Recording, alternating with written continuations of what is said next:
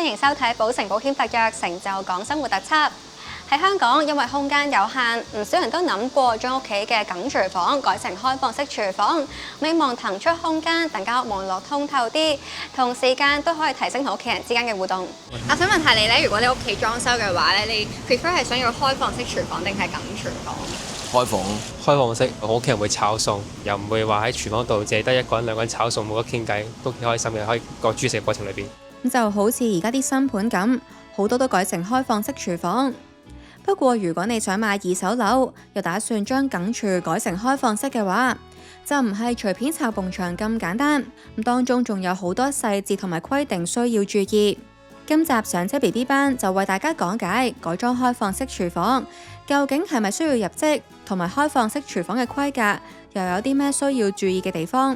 即係假設啦，你知唔知道如果要改裝一個開放式廚房嘅話咧，要向啲咩政府嘅部門去入職申請？開放式廚房啊，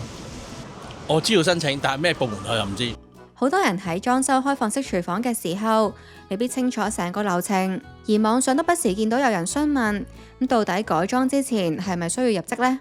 咁大家而家見到嘅新盤開放式廚房，都係因為發展商已經預先申請，並按規定安裝相應需要嘅配備。如果要自行改裝梗廚房，就要先尋求專業人士意見，並了解一下廚房嘅牆同埋門係咪結構牆，同埋有冇具備耐火效能。如果圖則上圍封廚房嘅牆同埋門都係具有耐火效能，咁嗰埲牆同埋門呢就唔可以拆除。而事實上，唔少梗廚房同大廳之間嘅門都係具備至少30分鐘或以上嘅耐火標準，係唔拆得㗎。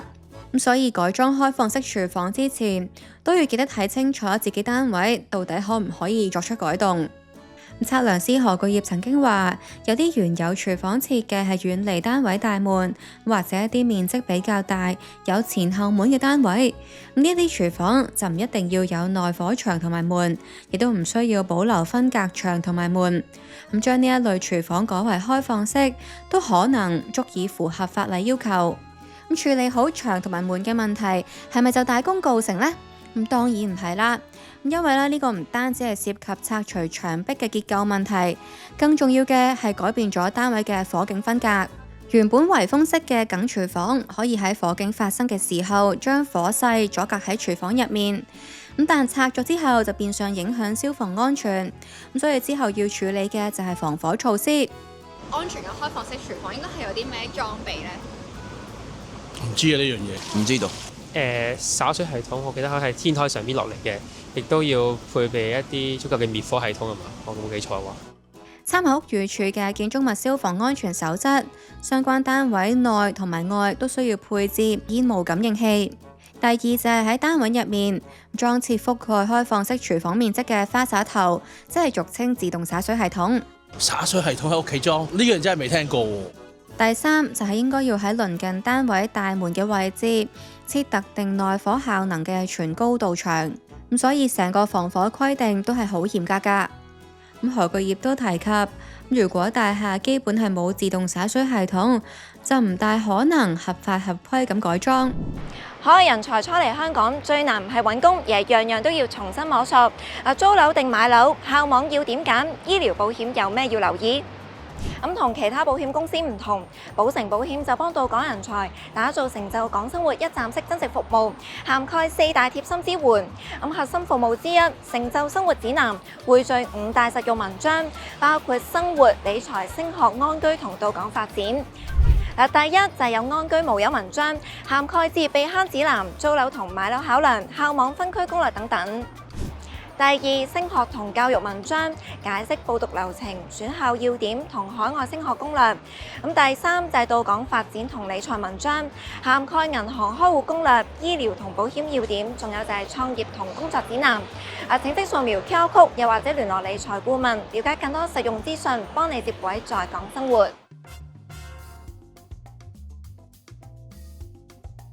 睇過咁多開放式廚房，好似大部分都係用電磁爐，係咪就代表開放式廚房一定唔可以用明火呢？咁法例上呢，其實就冇條文強制規定開放式廚房只可以用電磁爐。不過如果一個開放式空間使用明火，就涉及建築物規例當中對居住環境健康同埋安全嘅要求，當中包括天然通風嘅要求、抽氣系統嘅排氣量、能源效益等等。咁簡單嚟講，就係因為明火帶嚟嘅副作用好難符合法規標準。以新樓盤為例，咁好多發展商為咗簡化批核，會選擇安裝電磁爐。不過我哋都參觀過有明火嘅新盤單位，發展商喺設計單位嘅時候，需要提交額外文件，去證明室內嘅二氧化碳濃度唔會超標，以及室內溫度都唔會過高。為咗證明呢兩點，需要進行複雜嘅計算。對發展商嚟講，呢一點呢就會增加成本同埋風險。而對個人業主嚟講就更加困難。開放式廚房除咗要留意工程費用之外，唔少人都忽略咗年檢嘅費用。開放式廚房無論新定舊，每年都一定要聘請註冊消防承辦商進行年檢，業主都係需要自費承擔保養費用。最後，我哋就現時私人屋苑改裝開放式廚房嘅實際入則審批情況，去信屋宇署查詢。佢哋話冇備存住宅改建開放式廚房嘅申請，以及相關獲批准個案編制嘅數字。至於建造開廚嘅關鍵條件，佢哋就話認可人士可就個別個案，根據消防工程學方法，以效能為本嘅方法，證明個別住宅單位嘅開放式廚房係符合相關建築物規例嘅規定，並遵從以該方法就個案所訂立嘅約束條件先至得。如果觀眾有聽聞其他合法改建嘅例子，都不妨留言同我哋分享。不過都要提醒大家，即使同一個屋苑有相關改建開放式廚房嘅例子，但係唔同戶型、單位、樓層都會有唔同標準同埋限制。所以最好都係先諮詢專業人士嘅意見啦。最後，如果被發現違規改建嘅話，屋宇署係有權發出清拆令，糾正違規情況。另外，想提提各位想買二手樓嘅準買家，喺申請按揭嘅過程當中，如果俾銀行發現單位有違規改建嘅情況，都有機會影響按揭申請。而保險方面啦，唔少人屋企都會買家居保。如果屋企咧係冇違例改建嘅話，一般都唔會影響保險保單保障嘅範圍。但如果屋企係有違例改建嘅話，一旦發生起事上嚟，保險公司係有權拒絕賠償㗎。